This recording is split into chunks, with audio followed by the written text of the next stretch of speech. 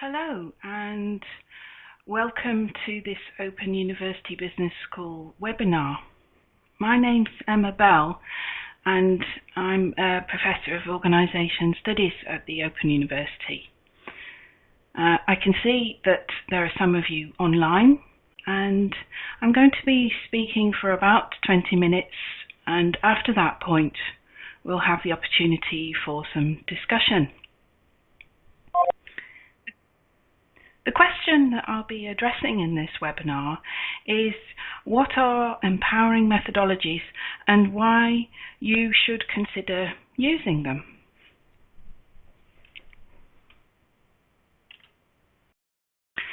I'm going to start by explaining what empowering methodologies are and why I think they're important in doing management research and research in the social sciences. We're going to be considering the role of values in the research that we do. I'm going to be sharing with you the idea of research as craft, which I think is a useful way for us to think about how to empower through our research. We're also going to be problematizing the notion of empowerment, whether it is a useful word in this context or not.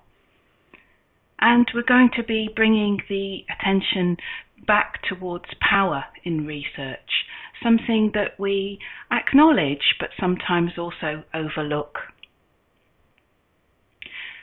We're also going to be introducing key theoretical concepts that underpin the practice of doing empowering research. The first of these is related to the body, embodiment, through the idea of embodied locatedness, the idea that whenever we're doing research, we're situated in time and space and place, and we are enacting things, often in the field, in relationships with others. A further concept relates to uncertainty and alterity, the positioning of research and researchers in ways that maybe lead to a certain precarity or some difficulties in terms of the claims that they can make. And the last point is around enchantment, the idea that research could have the potential to produce some sort of magic, and that is important for empowering research. At the end, there'll be the chance for you to ask some questions. So why are values important in doing research? Axiology is a term that we use to refer to this. And while we talk quite a lot in PhD programs about questions of ontology, what is truth, and epistemology, how we go about generating knowledge in the course of research, we sometimes don't consider axiology. Now, why is this? Well, the dominant paradigm in management research is positivist, and positivist research is based on the separation of facts as objective truths awaiting discovery from values, which are subjective and are seen as undermining the pursuit of truth. Hence, they are a potential source of bias or error. Now, this particular way of thinking about research, although it is dominant, is problematic, and it promotes a single view, a hegemonic conception that is authoritative and dominant and based on quite an idealized view of scientific knowledge, not necessarily even the one that natural scientists follow. And yet what counts as good research in management and organisation studies, as defined often by leading journals, many of which are located in North American contexts where this paradigm is particularly strong. So what counts as good research in these contexts is often framed in terms of positivism or even neo-positivism, which is a word that we use to refer to qualitative research that still adheres to certain value systems that are associated with positivism. So it might, for example, be concerned with issues of bias, which are problematic if you take an interpretive viewpoint.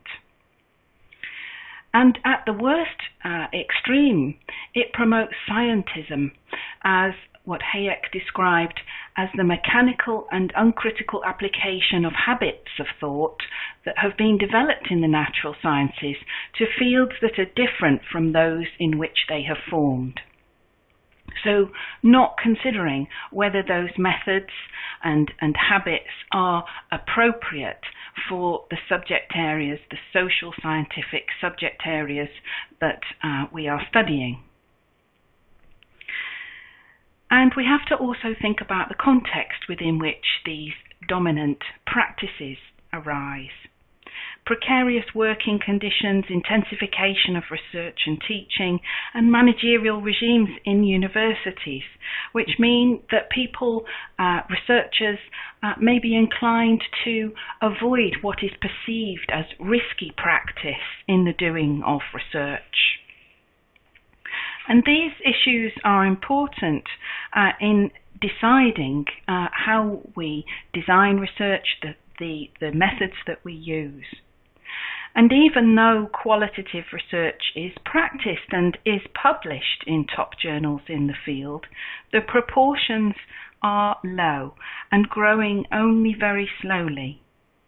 And also there is evidence of increasing standardization of qualitative management research, whereby the field is becoming more homogeneous and formulaic, and creativity is limited.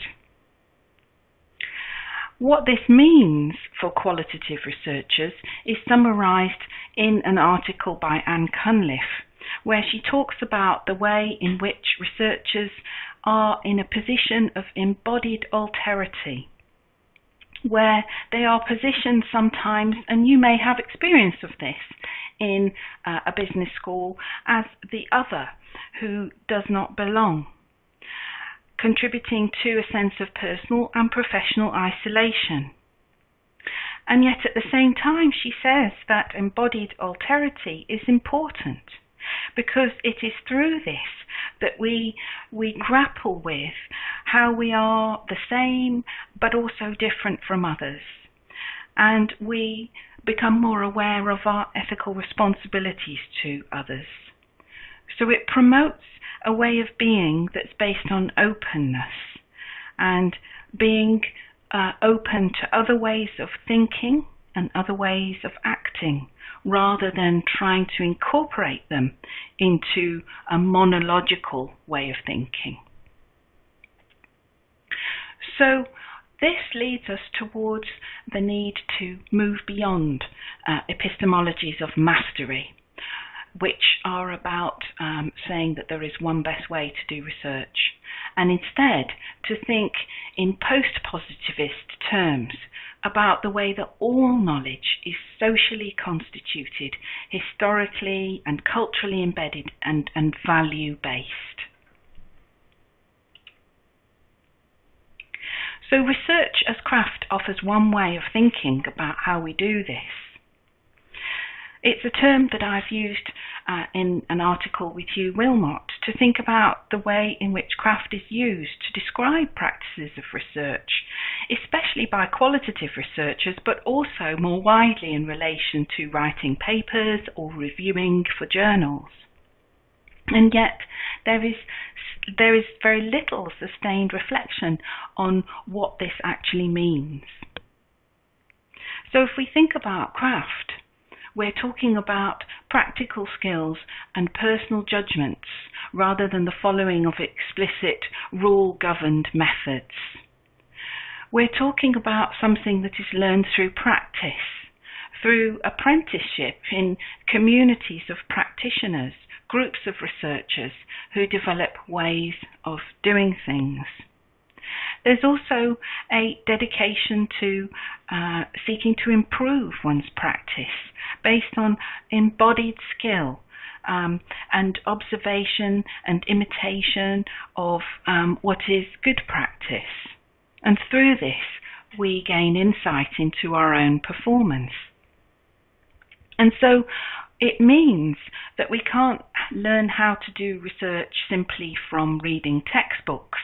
We have to go out and practice with others. And it is that practice that we cultivate in communities, in groups. So why is this idea of research as craft useful to us in empowering methodologies? Well, it highlights the indeterminacy of producing knowledge, the fact that any attempt to find out about something is fraught with risks and uncertainties. So if you think of the traditional crafts of making things, there's a woodworker, an English woodworker called David Pye, who talks about what he does when he carves a piece of wood as being the workship of risk. So there is an inherent risk to taking any piece of wood and carving it because its properties will be different from the last piece of wood. And you have to respond to those organic properties and work with your tools around what you find. And this is a useful metaphor for thinking about how we do research in contexts where we have to adapt and we have to orient ourselves to what we find. And craft also draws attention to the ethics and politics of research. And this is something that comes through in a book by C. Wright Mills, The Sociological Imagination, where he urges researchers in the field of sociology to reacquaint themselves with the idea of being a craftsperson. And rather than following procedures and techniques and fetishizing them, by which he means obsessing about their detail and their perfection, he's talking about the need to connect again to the practice of craft and to do so in a way which is also connected to politics and ethics, in understanding that when we do research, we are inherently making decisions that have political and ethical implications. So, linking this back to empowerment, we use this term as an umbrella concept. Now, an umbrella concept is deliberately broad in order to reflect the messiness of the everyday world, the difficulty in pinning down what is meant. And the reason it is useful is because it serves as a boundary object. So in talking about empowering methodologies, we are suggesting an ideal type. It deliberately lacks detail, and although it relates to concepts of critical method, feminist method, decolonizing method, we deliberately use this notion of empowering methodologies as an umbrella concept that under which all these concepts relate, to which all these concepts relate. And what this does is it gives a shared language that can be used by actors in different knowledge communities. And it also provides an alternative to the word emancipation, which when we talk about emancipatory research, feminist scholars in particular have criticized it for being a term that positions the researcher potentially quite authoritatively in assuming a vanguard role that's characterized by a kind of crusading rhetoric where they they position themselves as being able to understand the reality that the other experiences, and through the research to propose a solution. So that's one of the critiques that has been made of emancipatory research, which potentially the notion of empowerment does not resolve but seeks to sidestep. But most importantly, the notion of empowerment draws attention to power. We have to think about power when we think about empowerment. So what do we mean by power? Well, management and organisation studies research has always been a site of struggle between the interests and the ways of knowing of the West, the global North, and the ways and interests of the global South. And these ideas are well developed in the social sciences, particularly the work of Tuai Smith, who talks about the way that the term research is inextricably linked to European imperialism and colonialism, which continue today through globalization and new forms of imperialism to shape the ways that knowledge is produced. And we can see this simply from the pressure to publish in what are perceived to be global journals, but those journals are situated in the global North. They're edited and based in Europe or North America most commonly, and so there is a core periphery relationship between where the knowledge is produced and the rest of the world. And so Smith's work powerfully traces how Indigenous peoples have been objectified through research and denied a voice, and have had Western authority imposed on their knowledge, on their cultures and their languages. And this is something that we can see even in management research today, with the expectation to publish in English, for example, rather than in other languages. So we want to think here about what methods and practices and relationships could enable the decolonization of management and organization studies. There's been already a lot of work in the area of post-colonial studies, post-colonial scholarship, but here we're specifically focusing on whether there are particular methods, creative methods, for example, that might contribute towards destabilizing the epistemologies of mastery that have originated in the global North. And one of the points that Tuai Smith makes is that the process of doing research is as important as the outcome. So it's about the doing of it in the moment. It's not simply about the publication of a paper in a journal. And yet that is a tension for us, because our careers are evaluated in the neoliberal university precisely in terms of those publications. But what she also says is that data gathering can no longer be justified as a process of extraction, of taking and not giving. So there is an ethics of reciprocity that's implied here.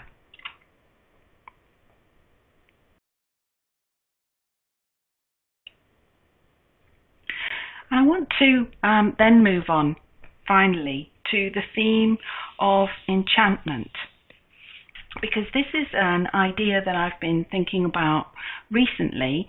I wanted to share it with you. Now, enchantment, from a Weberian perspective, the work of Max Weber, is about a state of wonder, of interactive fascination. And the quote here from Jenkins about it being rooted in understandings and experiences of the world in which there's more to life than the material, the visible, or the explainable, is a definition of enchantment.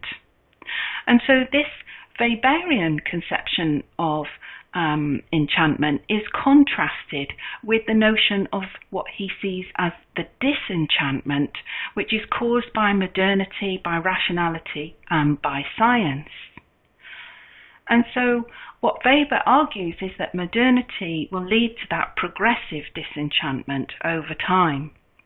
And that this ultimately means that the possibility for seeing magic in the world as an ethical sensibility, which is based on embodied contact with others, through which you have encounters that are emotional as well as rational, that those possibilities will perhaps become less.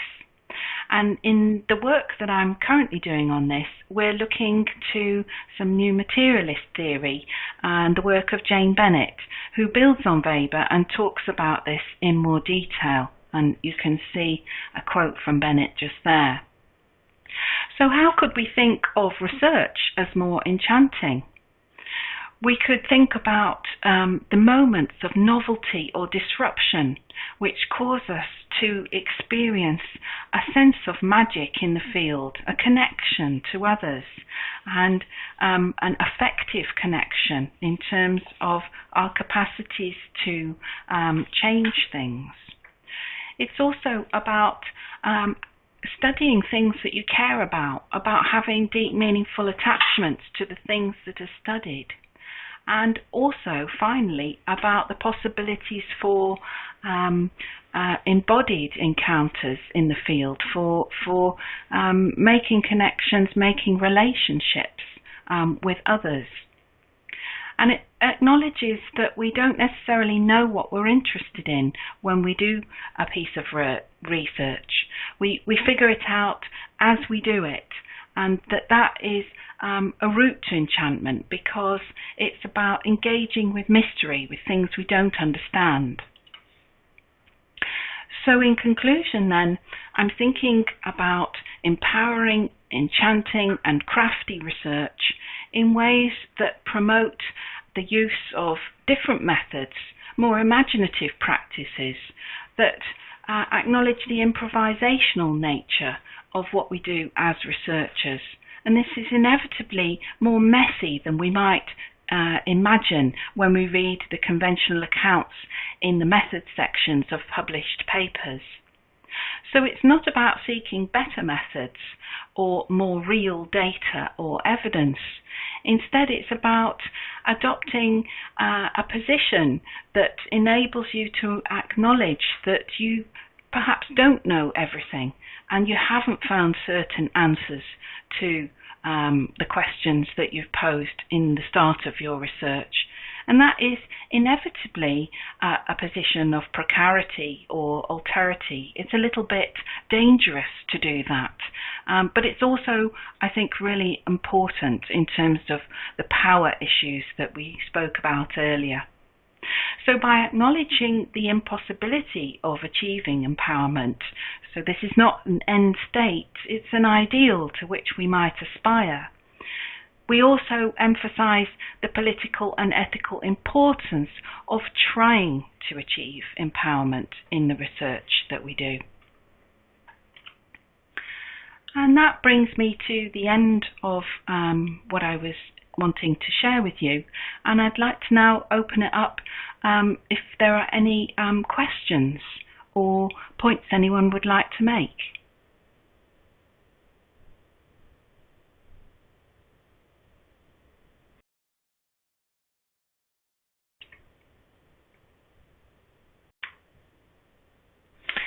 So we have a question from Catriona who says, isn't enchantment in direct conflict with realism? How do we reconcile that?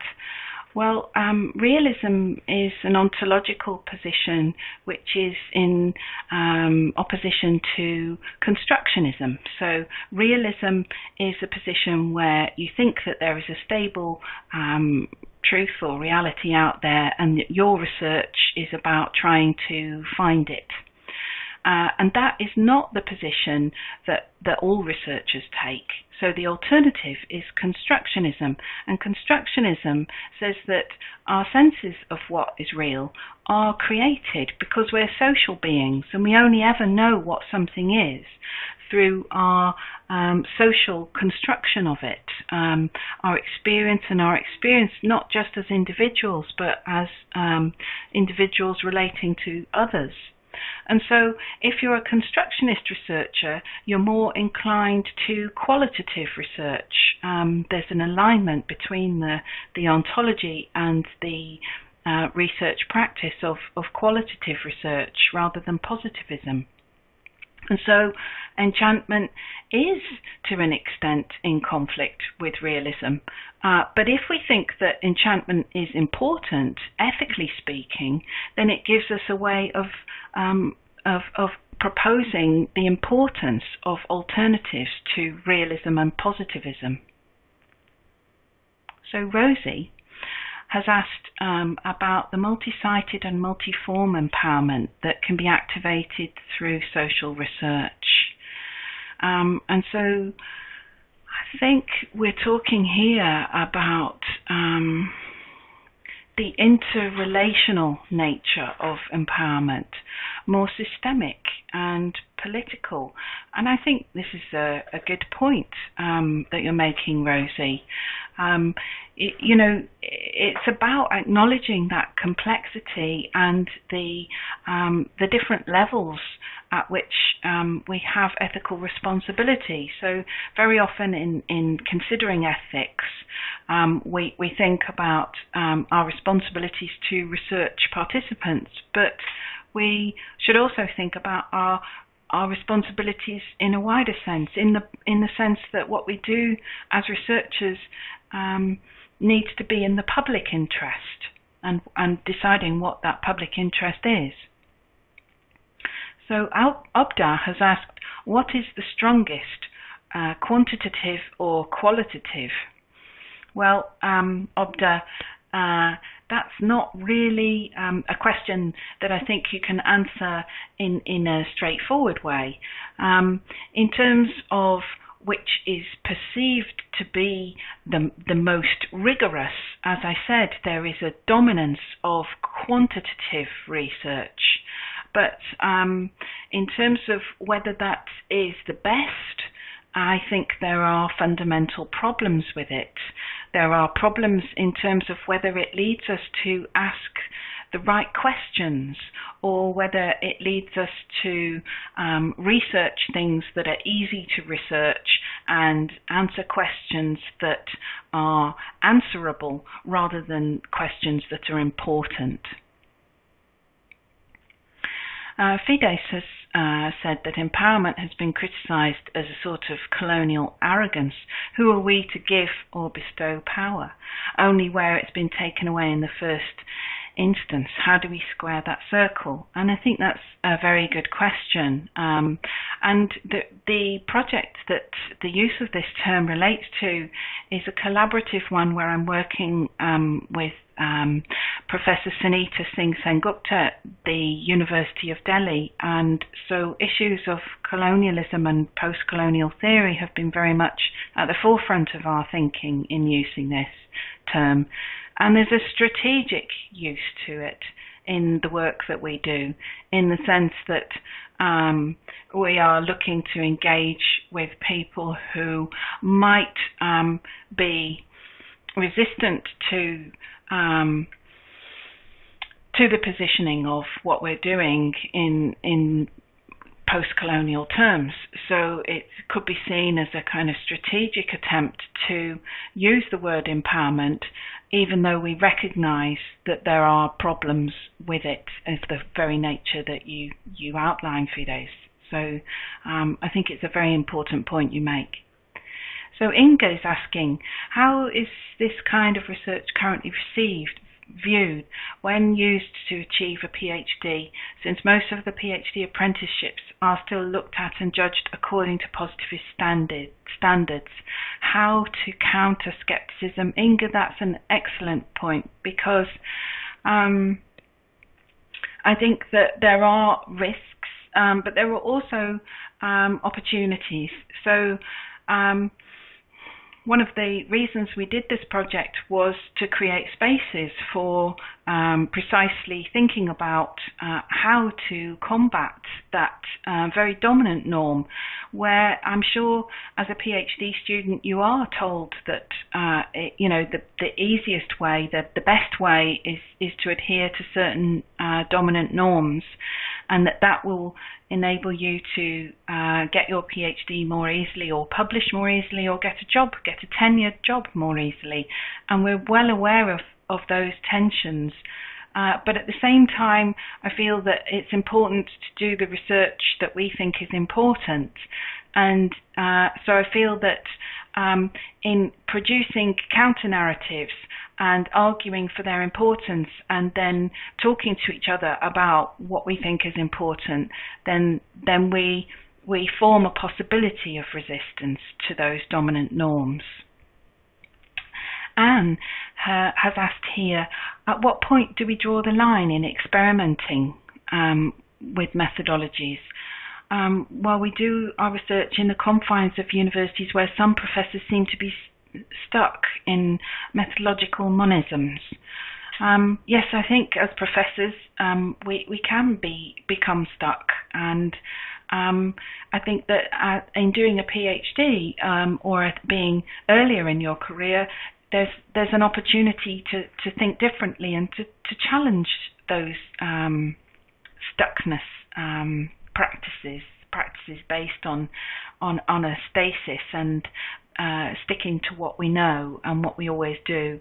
I think it's through dialogue and through dialogue with others that we develop the confidence and the capacity to experiment, and it comes back to this idea of craft. So if you talk to other people and they say what they're doing and it's a little bit different, then you can learn things. And so it's about forming those communities of practice and seeking them out. If they're not in your own university, then it's about seeking them out through virtual or actual groups that you belong to and contribute to.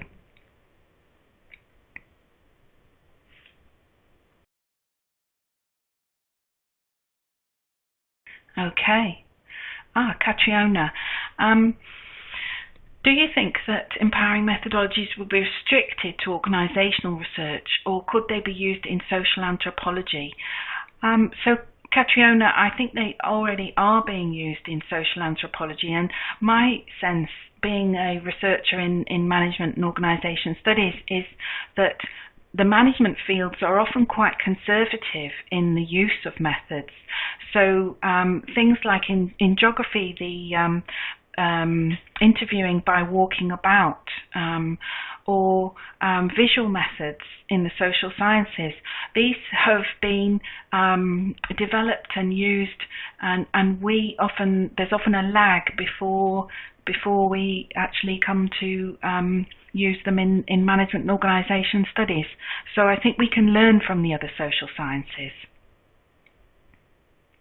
So I think we're coming towards the end of our time on this webinar, and I'd really like to thank you all for joining me, and for those really excellent questions which really caused me to think as well. And if you'd like to find out more about the Empowering Methodologies course that we've created, it's an open learn course, and you can access that, and I believe that there's a link on the bottom right of your screen. It's on the Open University platform, and it contains a lot more information about empowering methodologies, including talks from other researchers which are video recorded. So if you think anyone might be interested in that, please pass the word around. It's free and open access. Thank you very much. Yes, Catriona, and Sarah Pink's work on sensory methodologies is great. If you'd like to carry on conversations with me, then please do send me an email.